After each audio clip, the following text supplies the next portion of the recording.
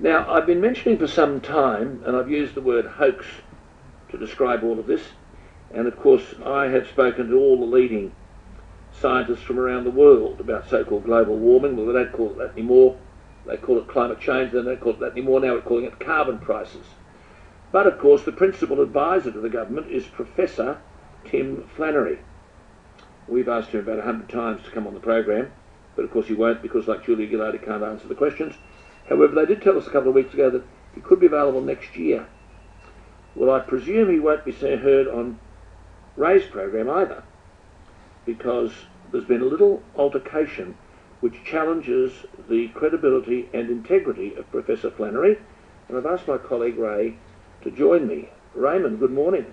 Good morning. I know you've counselled me for 25 years about responding to some criticisms, but when someone writes lies, you are forced to respond. I was advised 2 nights ago, while I was at the X Factor with one of my daughter's final, by a text message. It was fantastic. Great Australian talent. I know you're a great supporter of it. Anyway, that I'd been attacked via crikey by Flannery.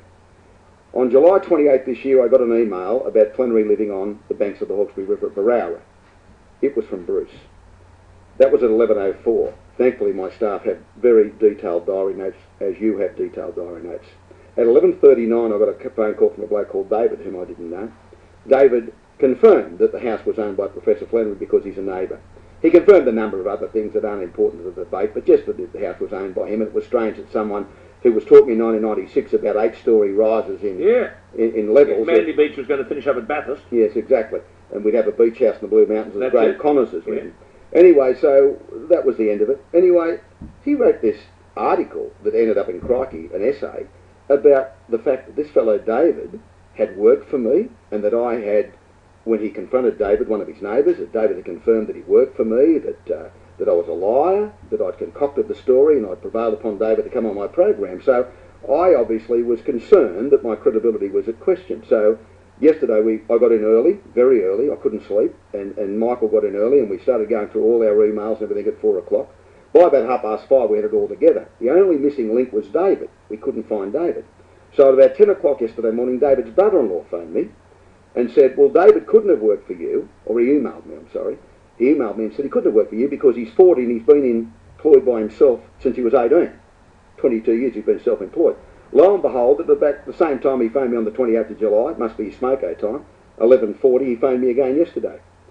He said that he'd never told Professor Flannery, even though Professor Flannery and his wife got in a little putt-putt boat and came to his door because you can only access his house by boat up there at Berowra. Professor Flannery was angry, was abusive, threatened him. David said, had I been a smaller man, I may have felt intimidated, but I'm quite a large fellow, and I think that Professor Flannery woke up the fact that he might cop one round the chops had he kept going.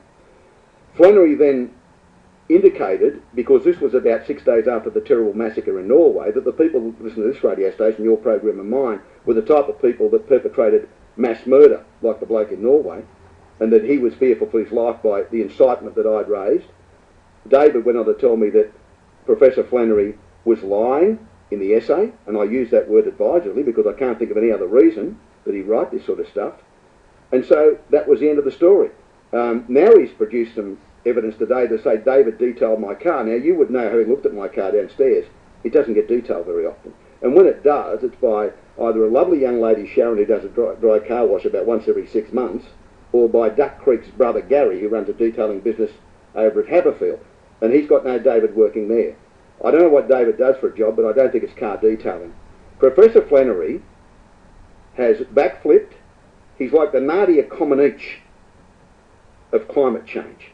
He changes, he goes one way or the other, and then when he can't prove his science or prove what he says, he attacks his critics. I'd warn everyone. I've got the capacity to go on air for 3 hours, or in your high-rating program, and talk about the attack on me. Other people don't have the same defensive capabilities I have. But here's a warning for you, Tim Flannery. Take me on at your peril, son, because I'll tell you something now. I come from housing commission areas in Western Sydney.